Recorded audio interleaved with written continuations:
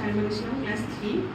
তো এখন বিশেষ করে আমি বেশ কিছুদিন থেকেই একটু অবসর সময় কাটাচ্ছি, যার কারণে অবসর সময় দেওয়া হচ্ছে।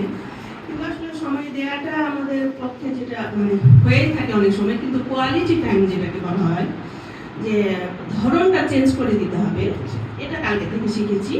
যে ধরনটা চেঞ্জ করলে কিন্তু ওটার বেনিফিট অনেক বেশি।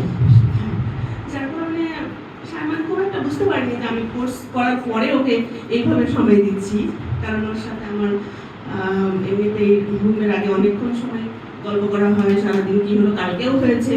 ওর ক্লাসের বন্ধুরা ডিস্টার্ব করে কয়েকজন, ওরা ক্লাসে একটু অস্বস্তি ফিল করে, মনোযোগ দেয় না, এবং কয় ওয়াক্ত নামাজ পড়লো, কালকেও 3 ওয়াক্ত নামাজ পড়েছে, যেটাও শেয়ার করেছে। এবং মা তোমার কেমন সারাদিন কাটলো?